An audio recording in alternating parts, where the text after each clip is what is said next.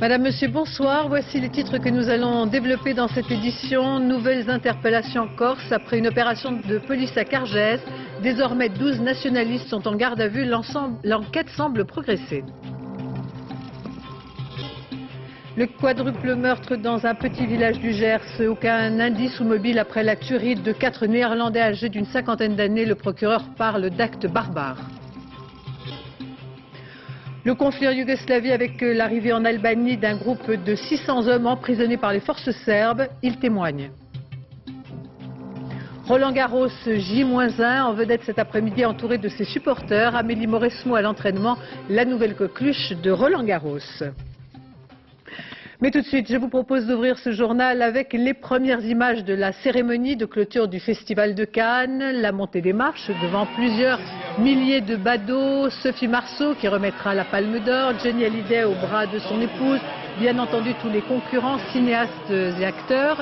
C'est la comédienne anglaise Christine Scott Thomas, maîtresse de cérémonie de la soirée de clôture qui officie en ce moment même, cérémonie au cours de laquelle le jury, présidé par le cinéaste David Cronenberg, attribue les prix.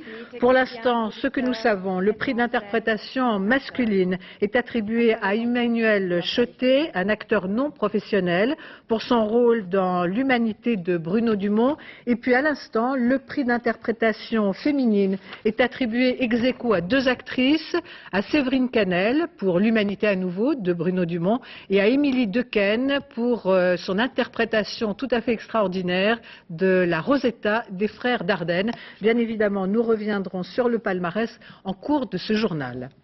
Dans l'actualité de ce dimanche, les nouveaux développements de l'enquête sur l'assassinat du préfet Erignac en Corse, avec 2 nouvelles interpellations menées à la suite d'une opération de police à Cargès dans le sud de l'île. En milieu de journée, désormais 12 nationalistes sont en garde à vue.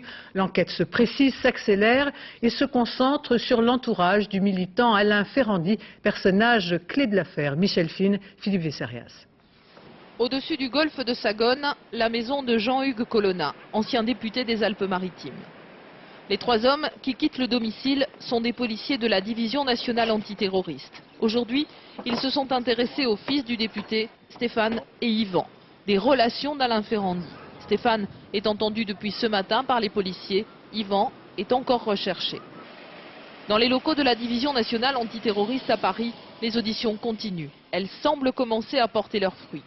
Les enquêteurs relèvent des contradictions entre les témoignages des hommes interpellés et ceux de leurs épouses.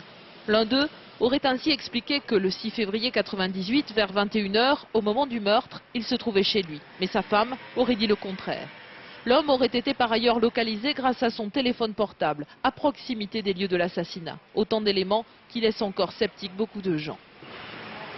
La Corse attend avec impatience de savoir la vérité sur l'affaire Erignac. Je crois qu'il faut le dire et le redire sans arrêt. Et pour l'instant, on n'a aucune certitude dans cette affaire. Je ne vois que des pensées, je dirais des hypothèses de travail sur lesquelles il va falloir travailler très intelligemment et très rapidement. C'est-à-dire qu'on ne peut pas se contenter d'hypothèses de travail dans une affaire aussi grave. Depuis le début de l'enquête, une douzaine de personnes a été interpellées. Elles sont encore en garde à vue ici à Ajaccio ou pour les plus importantes à Paris. Il ne reste plus aux enquêteurs qu'une journée et 2 nuits de garde à vue pour tenter de vérifier leurs hypothèses.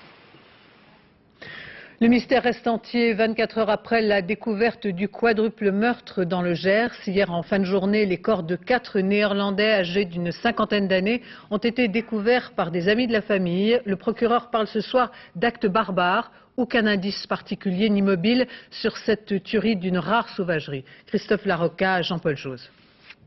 Il aura fallu près de 24 heures aux gendarmes pour enlever les corps des victimes. Un luxe de précaution pour relever absolument tous les indices. C'est ce soir la meilleure chance de découvrir pourquoi les 4 ressortissants néerlandais ont perdu la vie dans cette ferme isolée du Gers. Le ou les auteurs ont fait preuve d'une terrible détermination.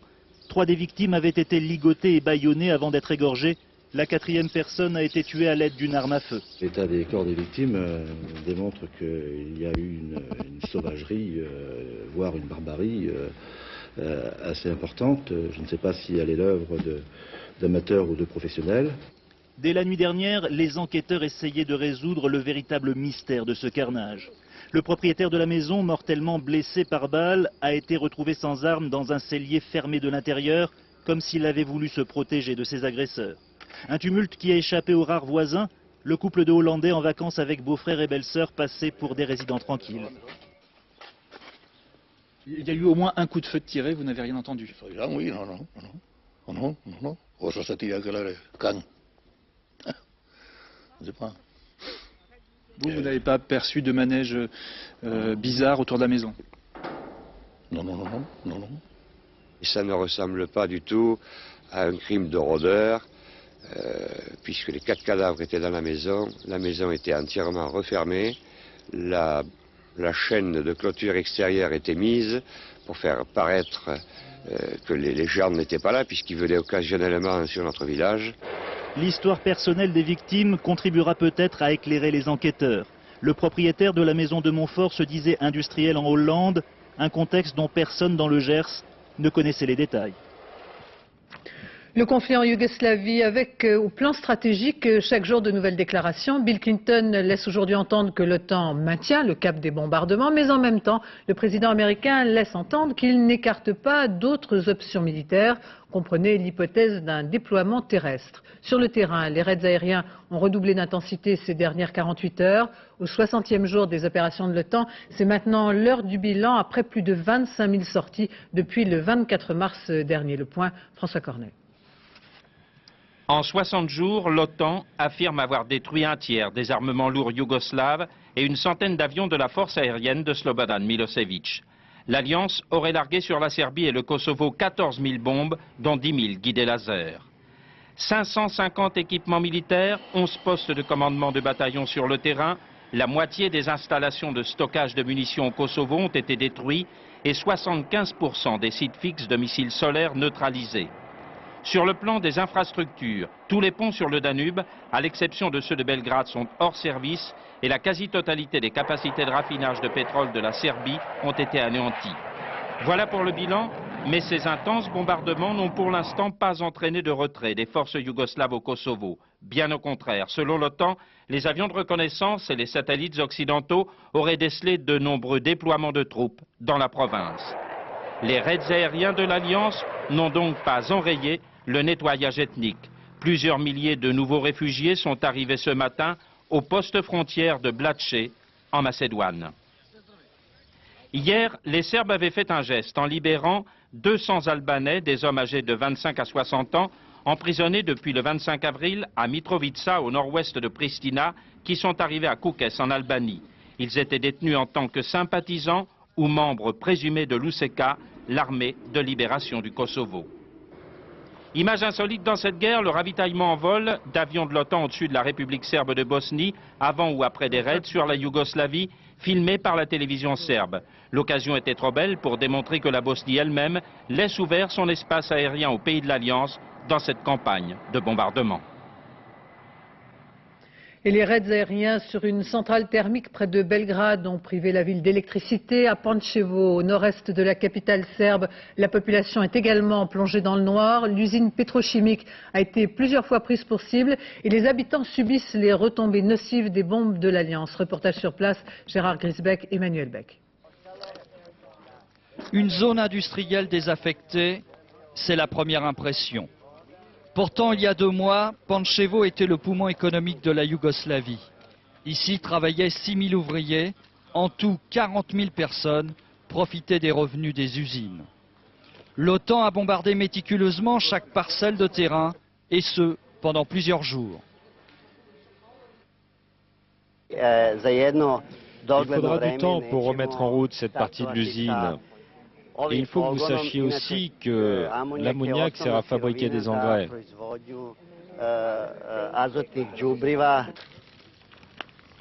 L'agriculture est donc menacée et comme beaucoup de produits chimiques se sont répandus dans l'atmosphère, les habitants de Pančevo ont dû se protéger les yeux et les voies respiratoires à l'aide d'un linge imbibé de bicarbonate de sodium. Aujourd'hui, le nuage toxique s'est éloigné, mais on ne sait rien sur les conséquences à long terme. Certains craignent un accroissement du nombre de cancers. Le canal d'1,5 km se jette dans le Danube, charriant avec lui toute la pollution. Des poissons morts ont été retrouvés dans le Danube, mais seulement sur la rive gauche. Parce que, par chance, le Danube est très large et son débit, à la sortie de la Yougoslavie, est très grand, 10 000 mètres cubes d'eau par seconde. Il y avait plusieurs milliers d'ouvriers dans cette entreprise, ils ne sont plus aujourd'hui qu'une centaine qui assurent la maintenance. On se demande d'ailleurs à quoi ils servent, tant les dégâts sont très importants. En 2 mois de bombardement, l'OTAN a détruit quasiment toute l'industrie lourde de la Serbie. Ces dernières semaines, les témoignages des familles de réfugiés laissaient entendre qu'un grand nombre d'hommes originaires du Kosovo auraient été faits prisonniers par les forces serbes. Depuis hier, plus de 600 hommes, un groupe venant d'une ville du nord de la province, est arrivé à Kukës, en Albanie. Ces hommes avaient été relâchés de la prison de Mitrovica. Leur premier témoignage, Patrice Romden, Gilles Jacquier. Les lieux ne seraient pas dénués de charme s'il n'était ce terrain vague hérissé de tentes géantes. À l'intérieur, 600 personnes originaires de Mitrovica, ville située au nord du Kosovo. Mi-avril, la police serbe les force à déserter leur maison. Elle les parque dans une école où une cinquantaine d'entre eux seront désignés de temps à autre pour servir de bouclier humain. Ensuite, c'est la prison et son cortège d'humiliation. Les policiers serbes, disent-ils, ordonnaient aux hommes de s'embrasser entre eux. Ils organisaient des combats aussi. Ils appelaient un père et son fils et ils leur disaient « battez-vous avec les poings, avec les pieds, de toutes vos forces ».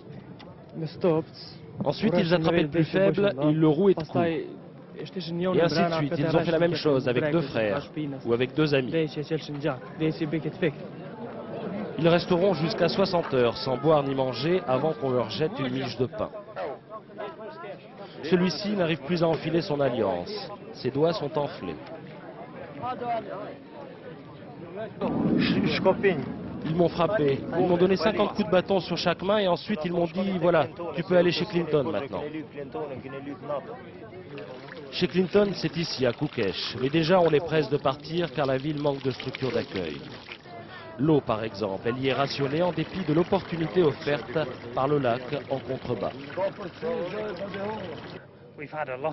Nous avons fait les analyses nécessaires et pour l'instant, il apparaît que l'eau est à peu près de qualité et qu'elle est moins polluée qu'on ne la craint. Dans 2 semaines, disent les spécialistes, l'eau du lac sera exploitable. Mais à Kukës, plus qu'ailleurs, les promesses n'engagent que ceux qui les croient. Alors pourquoi l'eau manque-t-elle à Kukës? Tout simplement parce que ceux qui décident ici ne souhaitent pas que les réfugiés disposent d'un trop grand confort et s'éternisent dans la ville. Organiser une forme de pénurie, c'est encore le meilleur moyen d'encourager les gens à quitter la ville par bus ou par camion. Politique française, devant quelques 10 000 militants réunis dans le Val d'Oise pour la fête de lutte ouvrière, Arlette Laguiller en campagne pour les européennes et qui, je vous le rappelle, fait liste commune avec Alain Krivine. Arlette Laguiller a violemment regretté que la France n'accueille pas massivement les réfugiés du Kosovo. Dans son style le plus pur, la porte-parole de lutte ouvrière en a profité pour critiquer la politique économique du gouvernement. Arnaud Boutet et Sylvain Guillaume. Ici, le choix littéraire est plutôt restreint. Mais qu'importe, il s'adresse à un public ciblé. Autour de son château, Lutte ouvrière organise donc sa grande fête annuelle. Arlette Laguiller parade avec Alain Krivine, tous deux ne se séparent plus. Encouragés par les sondages, ils évoquent déjà l'après 13 juin. Que plus notre liste aura un grand score et aura beaucoup de voix, plus il y aura des chances en France que effectivement se constitue un grand parti des travailleurs que beaucoup de gens attendent dans ce pays. Donc, ça veut dire que le mariage est peut-être un mot tabou aussi pour vous, Aléo? Nous, on est plutôt pour l'union libre et c'est ce qu'on a fait d'ailleurs. Arlette garde ses distances, mais les sympathisants Lutte ouvrière, eux, veulent un duo avec Alain Krivine. Le vent tourne et l'homme a changé, précise-t-il. Il a été invité à la fête de l'UMA, où il a été d'ailleurs un petit peu snobé en passant. Il a cherché des alliances avec les Verts. Et aujourd'hui, je pense qu'il y a un changement. En janvier, rappelez-vous, on faisait marrer tout le monde. On apparaissait comme sympa. Le couple Arlette, Alain, mais voyons donc, les 2 dinosaures qu'on ressort et qui disent toujours les mêmes conneries depuis 30 ans, ça faisait rigoler dans le 16e arrondissement et ailleurs. Mais maintenant, c'est fini. Autour des stands, on n'en a pas fini de dénoncer le capitalisme. Dans les travées, Arlette évoque la guerre au Kosovo et l'accueil des réfugiés en Europe. Chacun de ces grands pays devrait accueillir au moins 100 000 réfugiés du Kosovo chacun. Arlette Laguiller parle beaucoup, mais ne dit rien sur l'organisation interne de son mouvement. Aujourd'hui, c'était officiellement jour de fête.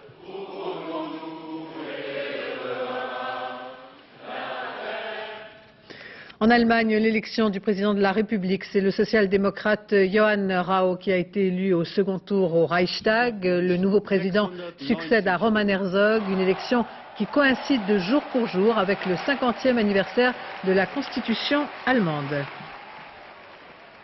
Au chapitre économique, l'emploi, c'est de plus en plus une affaire d'internautes. Les offres d'emploi se multiplient en effet sur les sites internet en complément des annonces classiques à l'ANPE ou dans les journaux. Il faut dire que 600 000 offres d'emploi chaque année ne sont pas satisfaites. Laurent Bailly, Hervé Pozzo.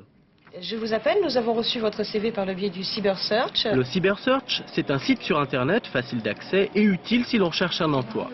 On peut utiliser son CV, détailler ses demandes et surtout sélectionner les entreprises, ici on les appelle les exposants, qui proposent des emplois sur le site. Actuellement, une cinquantaine d'exposants ont déjà réservé un stand. C'est pas énorme. Chaque jour, nous en avons de nouveaux. Le site a ouvert il y a 4 mois. Ça coûte cher?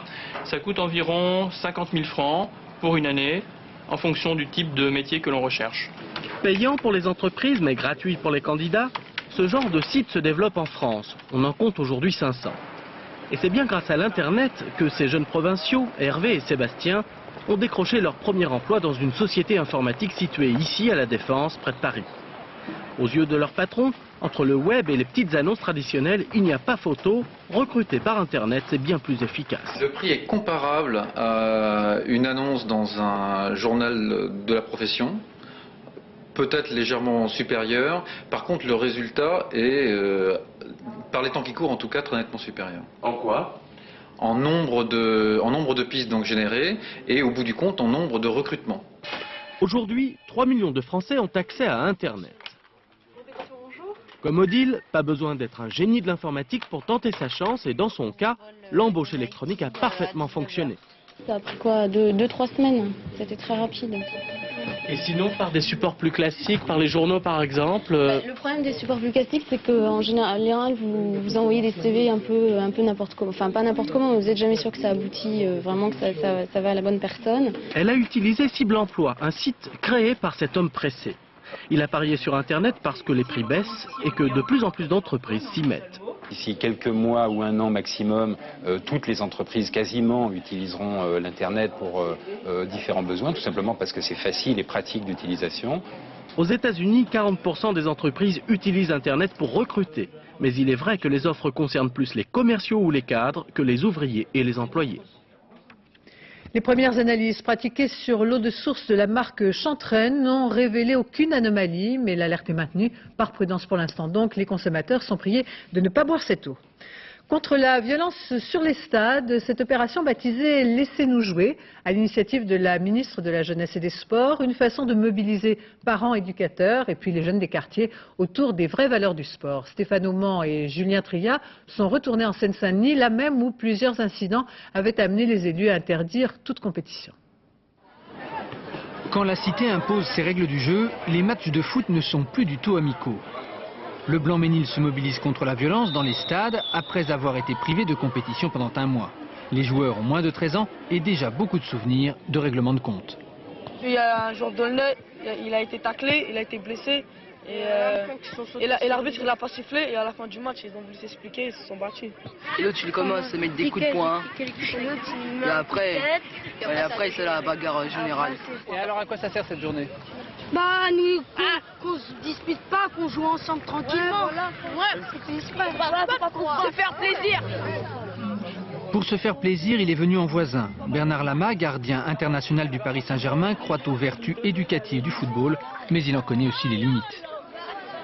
Le problème, c'est qu'on est dans une société qui est violente et que les jeunes, les gosses en particulier, ils répètent ce qu'ils voient à la télé ou ce qu'ils entendent ou ce qu'ils peuvent lire dans les journaux. Le problème est là. Donc, et derrière, c'est à nous, c'est aux éducateurs, c'est aux parents à essayer de corriger ça. Mais c'est vrai que c'est pas évident du tout. Vous êtes qui, monsieur? Un policier qui s'occupe du football. Un policier sur le terrain des amateurs, c'est tout nouveau. L'officier sport a été nommé il y a un mois pour désamorcer les tensions entre équipes. Les cas de violence ont déjà baissé des 2/3 en Seine-Saint-Denis. On a beaucoup parlé de ce département parce que les présidents ont lancé un cri d'alerte, mais il y a eu des violences dans d'autres sports et dans d'autres départements, parfois des violences très graves. Donc c'est une mobilisation nationale qu'il nous faut, pas simplement départementale. Dès septembre, 80 éducateurs supplémentaires seront nommés en Île-de-France. Plus d'adultes sur les stades pour que le foot reste un jeu d'enfant. Retour à Calme avec le palmarès du festival. La cérémonie de clôture est en train de s'achever. Ces dernières heures, les rumeurs, comme chaque année, allaient bon train. L'un des grands favoris pour la Palme d'Or était Almodovar. Le jury en a décidé autrement et c'est une surprise. Les deux frères belges, Luc et Jean-Pierre Dardenne, pour le film Rosetta, ont reçu la Palme d'Or, prix d'interprétation féminine pour Émilie Dequesne, qui est la jeune héroïne de ce film. Je vous propose tout de suite d'écouter le président du jury. Palme d'Or, Rosetta de Luc et Jean-Pierre Dardenne.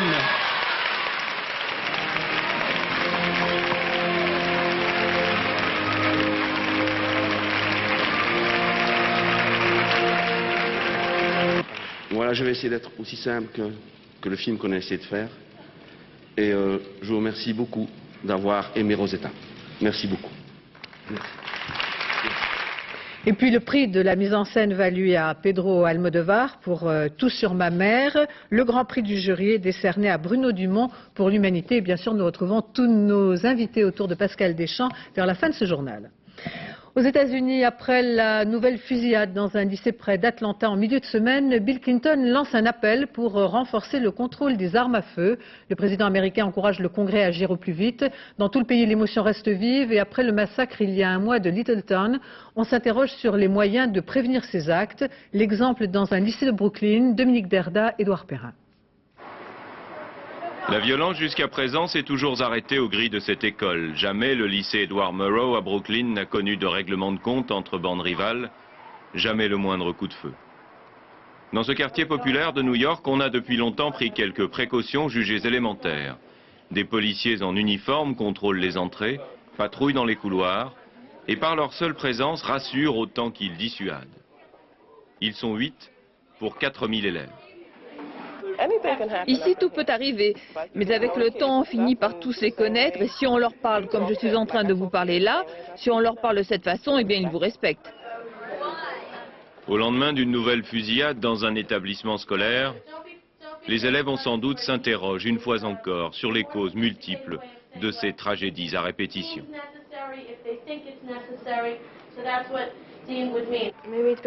Peut-être c'est parce qu'on regarde trop la télévision. Et qu'à la télévision, tout ce qu'on voit, c'est de la violence. Ce n'est pas simplement qu'on vive dans une société de violence, c'est aussi, je crois, ce qui se passe à la maison. Il y a beaucoup de parents qui sont trop occupés à faire des tas de choses, à tel point qu'ils n'ont même plus de temps à consacrer à leurs enfants. Ils les laissent se débrouiller tout seuls, alors pas étonnant que ces gosses, ils aillent chercher ailleurs, auprès d'autres jeunes, les réponses qu'ils n'ont pas. Et puis c'est trop facile de se procurer une arme. Il suffit d'avoir du fric. Sur Internet, on t'apprend même à fabriquer des bombes. Je crois que c'est à ça qu'il faudra s'attaquer en premier, avant toute autre chose.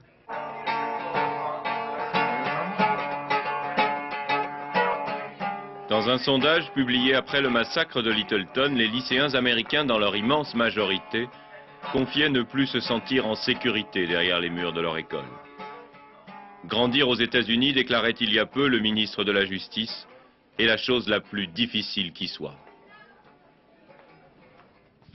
Les inondations dans le sud de l'Allemagne et en Suisse, la situation est toujours critique. Après ces crues énormes qui ont provoqué la mort de 6 personnes, l'armée a dû intervenir pour dégager des automobilistes. Le point avec Ilana Mourioussef.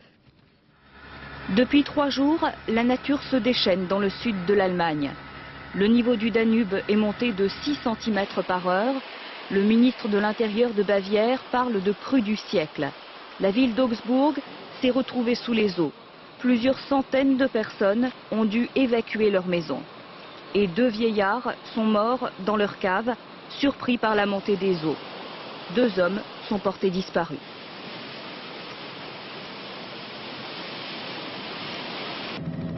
L'ouest de l'Autriche aussi est gravement touché. Les glissements de terrain, ajoutés aux inondations, ont tué au moins 3 personnes. Les rivières sont sorties de leur lit. De nombreuses routes sont coupées par la boue. 2000 pompiers sont mobilisés pour porter secours à la population.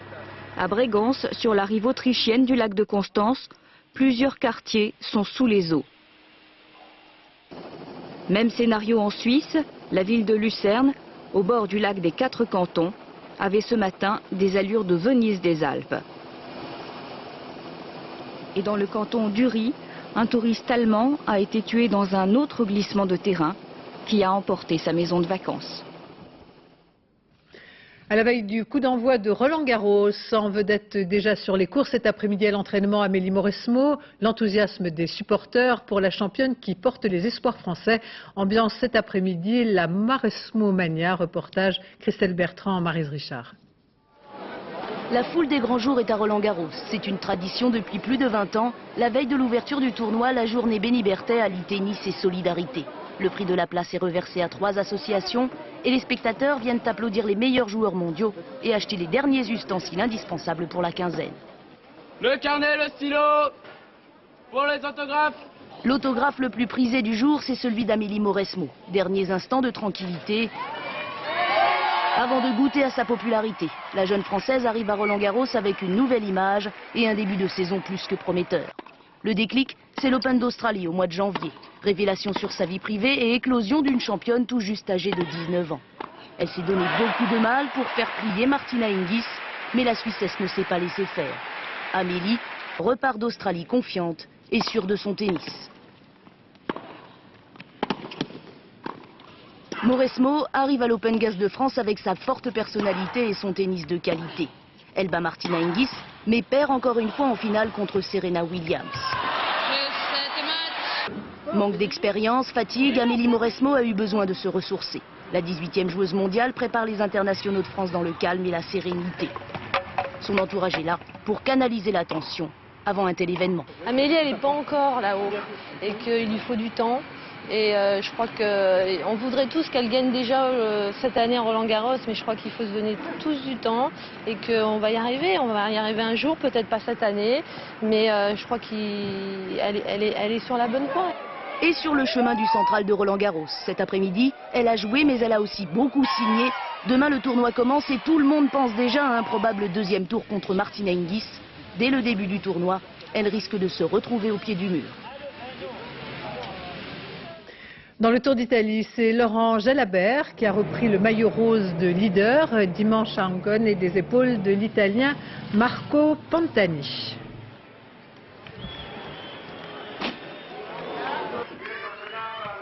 Voilà donc. À Bratislava en Slovaquie, les championnats d'Europe de judo, Jamel Bourras a été battu en demi-finale. Il se contente de la médaille de bronze, mais c'est tout de même un retour sur le podium pour le champion accusé de dopage et qui avait toujours clamé son innocence. Et puis nous rejoignons tout de suite en direct du Palais des Festivals à Cannes nos invités en compagnie de Pascal Deschamps. D'abord, nous avons le plaisir d'avoir avec nous Pedro Almodovar. Tous les pronostics pour votre très beau film Tout sur ma mère vous donnez la Palme d'Or. Ce matin, vous avez reçu le prix du jury œcuménique et voilà que malgré toutes les rumeurs, la palme vous échappe. Vous obtenez tout de même le prix de la mise en scène.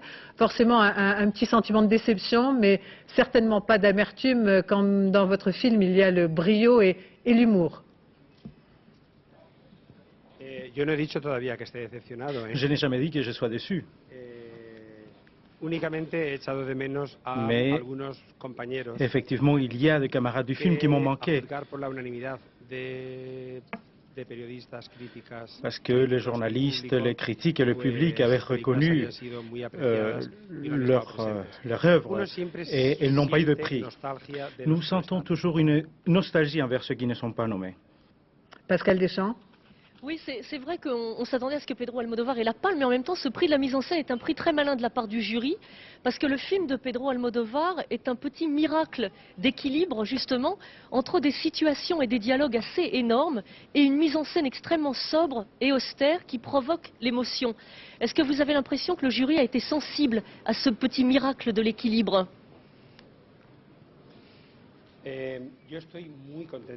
Moi, je suis très heureux avec ce prix.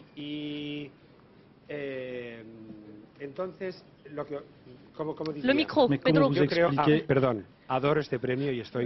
Je suis vraiment très heureux avec ce prix. Et moi, je ne fais pas du cinéma pour gagner des prix. La raison pour laquelle j'ai fait des films est bien une autre raison. Mais il y a un miracle. Il y a un miracle que pour moi, c'est déjà un grand prix. Un prix extraordinaire. Le film est déjà sorti en France mercredi dernier et il y a une grande fréquentation de public. Et pour moi, voilà le vrai prix.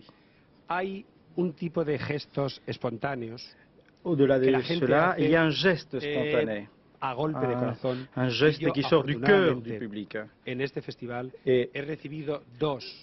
dans ce festival, moi j'ai reçu deux grands coups de cœur. Aujourd'hui, quand on a dit le prix, et dans le Grand Palais, quand on a montré le film. Pour moi, c'est deux grands prix.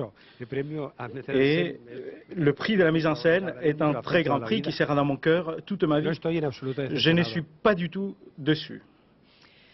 Vous avez dit que la démocratie, vous étiez un enfant de la démocratie espagnole et vous avez dédié ce prix à la démocratie espagnole et au peuple espagnol. Mais en même temps, est-ce que vous n'avez pas l'impression, avec tous vos films, d'avoir vous aussi influencé le peuple espagnol et la démocratie espagnole, de l'avoir fait avancer plus loin? Pues no lo sé, quiero decir, como un español que trabaja en su país, imagino que mi trabajo contribuye que mon travail aide à faire avancer ou à faire regresser son pays. Et nous avons avancé en Espagne, mais je ne suis qu'un parmi d'autres. Mais il faut dire que depuis 20 et quelques années, l'Espagne a perdu la peur. Et finalement, nous sommes un pays normal, un pays démocratique. Et pour moi, cette expérience est un vrai miracle. Merci. Peut-être encore une question, Pedro Almodóvar. J'ai le sentiment qu'une fois encore, c'est une plongée à l'intérieur de l'univers des femmes. Les femmes, c'est une source d'inspiration pour vous. Sí. Oui. Oui. Ce soir, c'est la présence des actrices qui m'a manqué. Et elles m'ont manqué parce que sans elles, le film ne serait pas le même film. C'est un film qui est dédié aux actrices. Et il transmet cette émotion grâce au travail des actrices. Je crois que j'ai eu une grande chance et ce prix, ce papier dans toute son extension, je les dois à ces actrices. À qui vous dédiez ce prix? Aux actrices, parce qu'elles ont participé dans le succès de ce film. Mais il y a une énigme autour de ce film. Les gens se disent que vous êtes un des réalisateurs qui sait le mieux parler des femmes et qui sait le mieux parler aux femmes. Pourquoi, à votre avis, savez-vous aussi bien parler des femmes et aux femmes? Vous êtes une femme et donc je vais vous parler directement. Non, vous les femmes, vous n'êtes pas si difficiles à comprendre. Je crois qu'il suffit d'être curieux, d'avoir un grand cœur et avoir l'intérêt de raconter des histoires adultes. Le fait qu'il y ait une femme dans un film, bon, sauf si c'est la mère du protagoniste ou autre, fait que le film soit un film adulte. Et le cinéma, surtout le cinéma américain, à chaque fois s'adresse plus aux enfants ou aux adolescents, où il n'y a pas de rôle pour les femmes. Moi, je préfère absolument un film où il y a des vrais personnages. C'est un meilleur marché si le film se passe à l'intérieur d'une maison qu'un film avec des effets spéciaux. Mais c'est de plus en plus rare. Donc la femme est devenue un effet spécial, ou l'équivalent d'un effet spécial.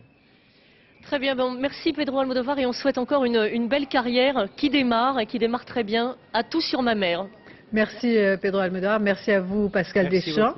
C'est la fin de ce journal. Je vous en rappelle les principaux titres. Nouvelles interpellations corse après une opération de police à Cargès. Désormais, 12 nationalistes sont en garde à vue. L'enquête semble progresser. Le quadruple meurtre dans un petit village du Gers. Aucun indice, aucun mobile. Après la tuerie de 4 Néerlandais âgés d'une cinquantaine d'années, le procureur parle d'actes barbares. Et puis le Festival de Cannes, je vous rappelle que la Palme d'Or est revenue aux frères Dardenne pour le film Rosetta, prix d'interprétation féminine également pour Émilie Dequesne et à Séverine Canel. Dans un instant, la météo Nathalie Rouet, 20h50 La haine de Mathieu Kassovitz, minuit le dernier journal Laurence Ostolazza. Demain à 7h50 dans les 4 vérités, Françoise Laborde recevra Patrice Clerc, directeur du tournoi de Roland-Garros.